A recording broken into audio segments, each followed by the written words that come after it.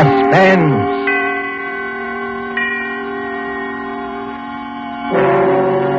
Presented by Roma Wines, made in California for enjoyment throughout the world.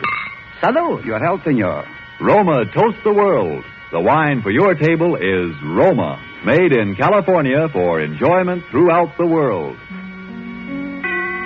This is the Man in Black, here for the Roma Wine Company of Fresno, California, to introduce this weekly half hour of Suspense. Tonight in Hollywood, Roma brings you the MGM star, Mr. Charles Lawton. The suspense play which stars Charles Lawton, and which is produced and directed by William Spear, is called Wet Saturday. This remarkable and sardonic story is rather difficult to describe. It most certainly isn't a whodunit.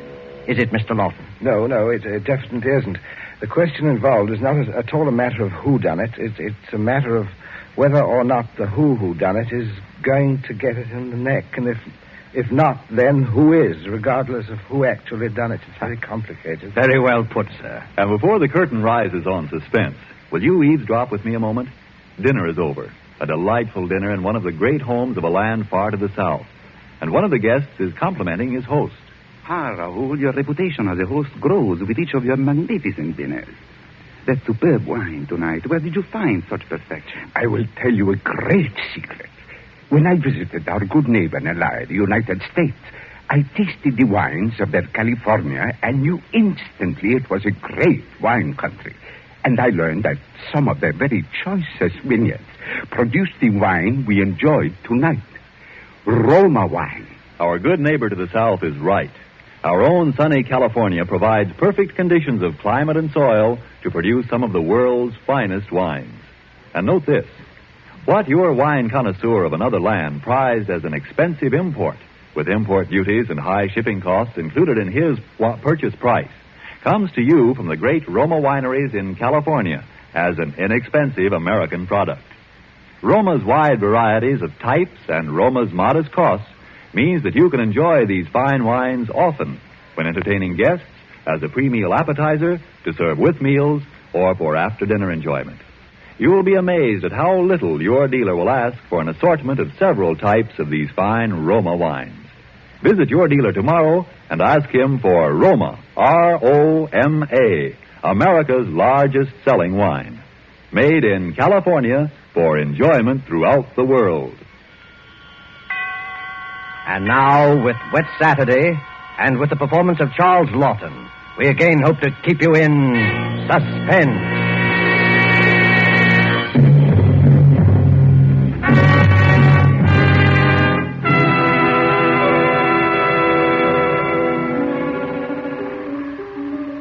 On this rainy afternoon, we should like you to meet the Princey family and their visitor.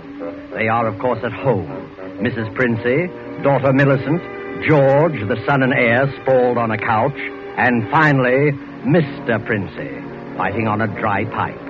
Their living room is dull and overstuffed. Rain beats at the windows. They are any middle-class family at home on a wet day, except for one small item. As you sit with them in the living room, you can see through the door to the sun porch a pair of men's feet, encased in high black shoes. They look like the feet of a curate. There is a tenseness in the room. The air is charged with excitement. But the feet are very still. But don't keep staring at them. Listen to me, all of you. Don't you see? They'd hang her. That's what they'd do. They'd hang her. Oh, Fred, it's too awful. Awful? It's catastrophic. A supposedly sweet, gentle, intelligent girl, respected and loved by the whole village, doing a thing like this. Think of the publicity and the disgrace. Do you think I'm going to resign from the bench, the vestry, and sell out and live in some foggy hotel abroad? Oh, no. No. Oh, no. I'll kill myself. I will. Don't be a fool. Any more than you have been, the governor may. Will you be quiet? Wouldn't be so bad if it were you, George. Everybody in the village knows you're not responsible. Get off that couch and sit up in your spine. You might be of a little use here if you could think. Oh, but I say, Governor, this isn't my funeral. Shut up. As long as I can remember, George, you've been a trial and tribulation to me. Oh, I can't stand it. I can't stand it. You've got to stand it, my dear, and keep that hysterical note out of your voice. Do you hear? Yes. Yes. We're talking about the weather. Now, George. Yeah? George, if he fell down the old well, say, striking his head several times, what about that? I really don't know, Governor. What about it? Don't be an ass, George. I'm asking you to think. He'd have had to hit the side several times in 30 or 40 feet at all the correct angles. No, I'm afraid not. I'm afraid that won't do it. Oh, we'll have to go over it all again, Millicent. Oh, no, Father. No, I couldn't. Millicent, we must go over it all again. Fred, you're torturing her. Oh, face facts, mater. With him lying there, no use pretending it's a picnic. They might hang you, Millicent. Oh, do stop that shaking. Stop it, Millicent. Stop it. You must stop it. You must keep your voice quiet, Millicent. We are talking about the weather. Now we will proceed. I can't. Not with those feet there. You should have thought of that, Millie. I'm not moving her. Shut up, George. And stop shuffling your feet. Now, Millicent, look at me and answer me truthfully. Do you hear? Answer me. You were in the croquet court? Yes. Who knew you were in love with this wretched curate? The whole village knows. They've been sniggering about it in the pub for the 3 years past. Shut up, George. Millicent, we continue. You were on the croquet court? Yes. You were putting the croquet set into its box? Yes, it was starting to rain. I was carrying the balls and mallets into the sun porch. The box was there. You heard someone enter the garden gate and come across the yard? Yes. Could you see who it was? Not at first. I was going into the sun porch. I threw down all the mallets but the red one and turned round. And it was Withers? Yes. So you called him? Yes. Loudly? Oh. Did you call him loudly? Could anyone have heard? No, Father, I'm sure not. I didn't really call him. I just spoke his name. He saw me as I went to the door, and he just waved his hand and came over. Now, can I find out from you whether there was anyone about, whether he could have been seen? I'm sure not, Father. I'm quite sure. So you both went into the sun porch? Yes, it was raining hard there. What did he say? He said, "Hello, Millie," and excuse his coming in the back way, but he set out to walk over to Liston. Yes? And he said, passing the park, he'd seen the house and suddenly thought of me. And he thought he'd just look in for a minute. He had something to tell me. Yes, go on. He said he was so happy he wanted me to share it. He'd heard from the bishop he was to have vicarage. And it wasn't only that. It meant he could marry. And he began to stutter and get all confused, and because I thought it meant me. Don't tell me what you thought. Tell me exactly what he said, nothing else. Yes, answer, Governor. Well, oh, dear. Stop crying. It's a luxury you can no longer afford. Tell me what happened. He said, no. He said it wasn't me. It's Ella Bragdon Davis. Oh. And he was sorry and all that. Then he went to go. And then? I got mad. He turned his back. I had the red mallet of the croquet set in my hand. I'd forgot to drop it in the box when I came, and I was just... Did you shout or scream? I mean, as you hit him? No. I'm sure I didn't. Did he? Come on, speak up. You've got a tongue in your head. No, Father. And then? I threw it down. I came straight in here. I went to look for Mother. That's all. My poor baby. And you're sure no one else was about? No one. Leave the child alone, Fred. You're not such a child, mate. Oh, Millie, I had no idea. George, will you keep quiet? I'm thinking. You see, George, he probably told people he was going to Liston. Certainly no one knows he came here, for he didn't decide until he crossed the park. He might have been attacked in the woods. We must consider every detail. A curate with his head battered in. Oh, don't, Father, don't. Oh, shut up. A curate with his head battered in. A curate with his head battered in. Well, who would want to kill Withers? Who'd want to kill Withers? Well, I would, with pleasure. How do you do, Mrs. Princess? Captain Smollett. Well. Sit down. Pray, you mustn't get up for me, Mrs. Princess. You are the Millicent, my word, but I'm just being neighborly on a bad day. I wanted to ask you about those dahlia bulbs, Princey. I took a short cut on account of the rain and walked right in. I knew you wouldn't mind. He heard you, Father. Oh, dear. We can all have our little jokes, can't we? Now, don't you pretend to be shocked. This way, Smollett. This chair facing the fireplace, old man. Sit down, Mother. Just straightening the curtain to the sun porch, dear. It looks so gloomy out there. Might as well shut the rain out.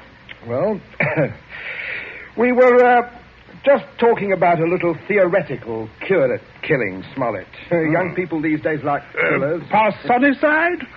Justifiable parsonicide. You heard about Ella Bragdon Davis? I should be a proper laughingstock. Why should you be a proper laughingstock, Smollett? I had a shot in that direction myself. Did you? She half said yes, too. Hadn't you heard? She told most people. Now I'll look as if I were jilted. Too bad. Oh, the fortune of war. Yes, fortune of war. Yes, odd how that happens, isn't it? Sit down, Smollett, old man. Mother Millicent, would you console Captain Smollett with your best light conversation?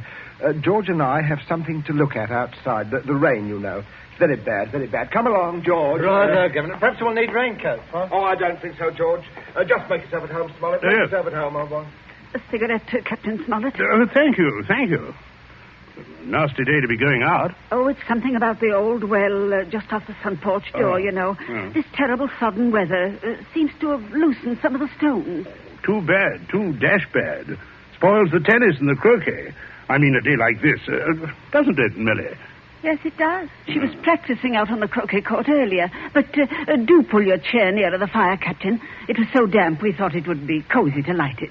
Thank you. I'm quite comfortable. I hope you don't feel too bad about Ella Bragdon Davis. Oh, can't always win, you know. Can't understand what you women see in these bloodless clerics. Oh, I always thought Mr. Withers is a very charming man. I quite agree, but why should anyone want to marry him? You wouldn't want to marry him, would you, Millie? Not now. Huh? That is, I used to. Oh, no, of course not. Smollett. Yes, Princess. Good Lord, man, you come on a fellow suddenly. I suppose I did. You don't mind this old double-barrel shotgun, do you, Smollett? I've been working on it, sir. Might I have your attention for a minute? There's something on the sun porch I'd like to show you. Yes, of course. Smollett, George and I went out to see if we could shoot some rats which had been driven out of the old well by the high water. We were afraid they might get into the house. But you must listen to me very carefully, or you'll be shot. By accident. Princey, what's the matter with you? You heard me ask as you came in who would kill Withers. You also heard Millicent make a comment. An unguarded comment. Well, what of it?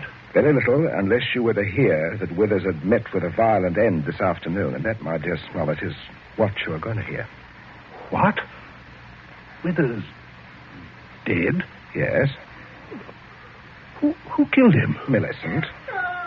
Oh. Good Lord. Oh, shut up, sniveling Millie. Yes, it's a mess. And of course you would have remembered and guessed. Oh, maybe, yes, I suppose I should. Therefore, you constitute a problem. Why did she kill him? It's one of those disgusting things. Pitiable, too, I think. She deluded herself that he was in love with her. Good heavens. Millie, yes, of course, I see. He told her about the Davis girl, Ella Bragdon Davis. I understand. I have no wish, as you will comprehend, that she should be proved either a lunatic or a murderess. I could hardly go on living here after that, could I? Besides, I'm rather fond of Millie. Quite. On the other hand, you know about it. Yes, I see that makes me a problem. You were wondering if I could keep my mouth shut. If I promised? I'm wondering if I could believe you. But if I promised? If things went smoothly, yes. But not if there was any sort of suspicion or any questioning. You would be afraid of being an accessory. I don't know. I do. What are we going to do? I can't see anything else. I mean, you'll never be fool enough to do me in. You can't get rid of two corpses. Well, I regard it as a better risk than the other. It could be an accident, or you and Withers could both disappear. There are possibilities in that, of course. Listen, you can't... I can. But there may be a way out. There is, Smollett. You gave it to me yourself. I did? What? Well, you said you would kill Withers. You have a motive. Oh, look here now. I was listen, joking. Smollett, I can't trust you. You must trust me, or else I will kill you now in the next minute. I mean that. You can choose between living and dying. Go on. There's the old well just outside the front porch door. That's where I'm going to put Withers. No one outside knows he's come up here this afternoon. No one will ever look there for him unless you tell them. Now, you must give me evidence that you have murdered Withers. I murdered him? Why do you want that? So that I shall be dead sure that you'll never open your lips on the subject. I see. What evidence? George? Yes, Governor? Hit him in the face. You keep out of this, man. Oh, Captain, you should be more careful. Look what your teeth did to my knuckle. Do it again, George. Okay. Father, how can Now, you keep quiet, Millie. Stop sniveling. I'm sorry, Smollett, but there must be traces of a struggle between you and Withers. Then it will be not altogether safe for you to go to the police. Now, George, would you get the croquet mallet? Oh, right, yes. okay. And, George, take your handkerchief to it. You'll find it there on the sun porch floor. Oh, yeah. Yeah, I got it, Governor. That's right, boy. There, Captain, there's the weapon. As I told you, Smollett, there it was. Now, if you please, just grasp the end that mashed Withers' head. I shall shoot you if you don't. Good Lord, you can't. There. All right. That's it, old boy. That's right. Now, deposit it by the side of the house. Out of the rain, of course. Now, wait, George. First, you'd better pull a few hairs out of his head and put them under the nail of Withers' right hand. Wait, I'm sorry to mess your hair up, Captain. Oh! Don't be a baby, Smollett. That's all we need. And I'll put Withers, and we'll fix it right up. I'll be right with you, Governor. Smollett, you may turn round now. Withers is just there in the sun porch. Draw back the curtain, old man. Good Lord. Yes. Messy. Now, you, Smollett. Now, you've just got to drag him through the door and dump him in the old well. Just beyond the door, Captain. I won't touch him, I won't. All right, all right. Stand aside, George. Out of range, George. Just over there. There's only one place I want this charge of shot to go to. Father. Now, Millie, you keep quiet and stop sniveling. My aim is... Wait a minute. Wait, I'll... That's better. That's better, Smollett. Much better. Now, go along now. In here. You've got to take him outside, old boy. Why, the shoulders ought to do it, Captain. You keep quiet, George. Now, go on, Smollett. Go on. Under the arms. You've seen dead men before. Now, don't go green. Drag him out. Drag him, old boy. Do a little pulling. I'll just hold the gun here to make sure. Everything goes all right. Steady now. Mind the step there. Mother. Come away from the window, dear. Don't look. But Captain Smollett. Your father is a very resourceful man, Millicent. I'm sure what he's doing is... But the Captain, I can't stand You it. mustn't question your dear father. Say, you two still at it. There's enough trouble around here without blubbering. Don't you call me blubbering, George Princey. Well, you see, Smollett, everything is perfectly safe. You remember, that no one knows that Withers came here. Everyone thinks he walked off to Liston. And he's had 5 miles of country to search. They'll never look in our well. Don't you see how safe it is? I guess so. Good heavens, old boy, you're dripping wet. Why don't you slip your raincoat on? Is the tea ready, dear? In just a minute, dear. I'll ring for Bridget. It's exactly what you need, Smollett. A nice, hot cup of tea. It's the best thing in the world to ward off a cold. Sit down, won't you, old man? Don't you mind getting the chair wet. That's all right. Would you have a cigarette? No. Help yourself, old boy. See, I stick to my pipe. Funny how you get attached to pipes. My wife always says to me... Everything's hot, ma'am. Oh, Bridget, yes. Put the tray in front of me here on the table. That's it. Say, Captain. Why, you've cut your lip. I just knocked it. Why, how dreadful. Here, Bridget, give the captain this cup. No, thank you. I rather think I'll be running along, if you don't mind. Why, Captain Smollett, without any tea? If you don't mind, Mrs. Princey, if I could just have my raincoat. Oh, I'll get it for you, Captain. This is very distressing, Smollett. Very odd. I'll be all right presently, I'm sure. Oh, here we are. Let me help you, sir. Thank you, young man. There. You'd better go out the front way, Smollett. The walk is drier. Oh, let me hold the door for you, Captain. And don't worry, old fellow. Don't worry at all. No. I won't go up to the room. It's nothing serious, I imagine, dear. A little rest, of course. He'll be as right as rain. Oh, by the way, Millicent, you're not looking any too well, dear. Not well at all. I'm sure it was that croquet court. Being outdoors in weather like this is simply foolhardy. Yes. Oh, mate is right, Millie. You saw what happened to Captain Smollett. Come along, dear. I shall give you a hot foot bath and put you to bed. A couple of days in bed and you'll be fine again. Now, you get plenty of rest, Millicent, and don't you worry about a thing. That's the best cure for you, dear. I guess I'll have a little nap, too, Governor. Fine off now for a nap. Yes, it is. Nice. Indeed it is, Sam. Well, enjoy yourself, boy. I'll see you later. I'll see you all later. Your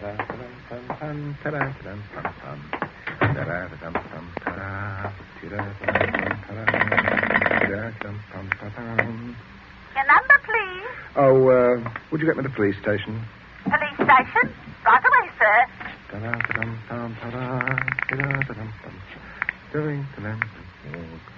Police headquarters, Sergeant Yancey speaking. Oh, hello, Sergeant. This is Princey of Abbott's Road. I believe you know me. Oh, indeed I do, Mr. Princey. Sergeant, a rather horrible thing has just occurred. Quite extraordinary. It's murder, in fact. Murder? I'm afraid it looks rather bad. Well, for a close friend of ours, unfortunately. We saw him do it. I think you'd better send someone over right away. Well, our man should be there right about now, Mr. Princey. I beg your pardon? I say our man should be there now. Constable Martin has his post right below your house there, just running in. Seems Captain Smollett was with him. Captain Smollett? He reported some rather queer goings-on at your place, but I certainly didn't understand it was murder. But just don't touch anything, Mr. Princey, and don't worry. Don't worry at all. No, Sergeant. I won't worry, thank you. Governor, where are you? Governor, where are you? I'm right here, and stop shouting. We have some visitors, Governor. I can see that. I'm not... Well, Constable, good afternoon. Hello, Smollett. See, what a remarkable fellow you are, coming back like this. Here to reenact the crime. Only the one against me, Princey. The one against the curate I'll leave to you people. Extraordinary sense of humor you have. Mr. Princey, I just had a look at what's in your well. Not a pretty sight, that. Not pretty at all. Yes, Captain Smollett was thorough, if nothing else. You saw him when he did it, sir, out in the back? Oh, yes. Oh, quite. We were just returning from a walk, and Smollett had evidently been laying for the curate, hiding out in those bushes by the road, I imagine. He was never inside this house? Never. And you say, Captain? I say that while I was inside this house, a guest of the family, I was coerced into dragging the curate's body outside and dumping it in the well. Well, there we are. Well, not entirely, Constable. I'll just remove my raincoat here and demonstrate how damp I got my clothes when I went outside without it. Now, that's interesting, isn't it? Yes. He undoubtedly removed his coat at some point between here and your post. I might as well tell you that his weapon, a red croquet mallet, is out by the side of this house. I shouldn't be at all surprised that you'd find his fingerprints all over it. All over the end of the mallet, Constable. The end that mashed Withers' head. Not the end I'd have to grasp in order to do the mashing. Governor, that's a decent try, Smollett, but it won't work. There must be other evidence, Constable. You'll undoubtedly find it when you examine the body. He means the hair under Withers' nails. Well, sir, I happened to notice something when your young George there opened the door for me. If you'll carefully look, I believe you'll find a few of my precious hairs under his nails, too. Well, what are you trying to say? Shut up, George, will you? Constable, this is a complete waste of time. So far as a violent struggle between Smollett and Withers is concerned, Smollett's face speaks for itself quite eloquently. But no more eloquently than your son's knuckles. Huh? As you see, Aye. Constable, a fresh abrasion. He did that on my teeth. Oh, Or did he? What? I said, or did he? He might have done that on Wither's teeth. Oh, I see. Yes. I see what you mean. Oh, but I didn't, Governor. He said that I did it on Okay, Mr. you Wither. keep still, you nitwit. Let me think. As a matter of fact, George, the more I think of it, the more I'm convinced it was your voice I heard. Quite a vigorous quarrel. Something about the curate jilting your sister. Don't be ridiculous, Smollett. Very well, Princey. If he didn't do it, who did? Yes, that's what I'd like to know. How about it, Mr. Princey? Yes, that is a sticker, all right. George, my boy, it looks to me as if you're elected. Elected? Well, what do you mean? I didn't do it. Well, Keep your mouth shut, will But you? I won't, sir. I'm not going to take the blame for her. Millie did it. She did it with the mallet. I saw her. Me? Oh, yes. Millie? You could prove that? Prove it? Oh, yes. Yes. Her fingerprints on the mallet. The handle. George. Okay. Don't you remember when you made me touch the mallet when you picked it up with your handkerchief? George, I'm sure you wiped that handle clean. Oh, well, I can hardly expect you to remember that if you can't even remember killing the curate. Governor, I told you to keep still, George. I am thinking. well, Governor, you're not going to let him say that. As long as I can remember, George, you have been a trial and tribulation to me. What? You shouldn't have done it, George. Oh. You shouldn't have done it. Now let's all have a nice hot cup of tea. Warms the cockles of the arm. Very good for you, Mother. Where's the sugar?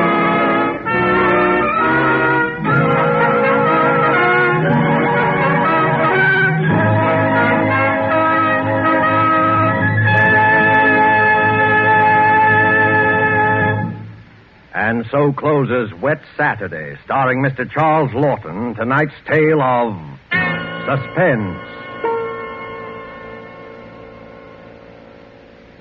In just a moment, we shall hear again from Mr. Lawton. But first, let me ask you a question. Isn't it true that things we most enjoy are so often the little extra things, and more often than not, something that pleases the taste? That suggests a bottle of really good wine, Roma wine. It's so easy for you to make certain of high quality in your wine because all you have to do is to go to your dealer and ask for Roma, America's largest selling wines. They are made in California, one of the world's greatest wine-producing sections. You'll have your choice of Roma's great variety of types, from a delicious tangy sherry, a brilliant claret, or a hearty burgundy to a sweeter, heavier port. And you will be so impressed by the modest cost of Roma wines, you will want to enjoy them regularly at home as well as when you entertain. For this traditional form of hospitality is smart, yet inexpensive. A full measure of enjoyment, yet moderation in its best sense. For wines with greatness of character, always ask for Roma wines. R-O-M-A. Made in California for enjoyment throughout the world. But remember, before you buy wine, buy war bonds and stamps. Hello, this is Charles Lawton. I hope you enjoyed our play this evening. Next week, I'm told that Suspense will bring you another of John Collier's stories. It's one of my very particular favorites. It's called Back for Christmas, and your star will be Peter Lorre. Charles Lawton appeared by courtesy of Metro-Goldwyn-Mayer, producers of the Technicolor musical Thousands Cheer. Don't forget, then, next Thursday, same time, for Peter Lorre in Suspense. Presented by Roma Wine. R-O-M-A. Made in California for enjoyment throughout the world.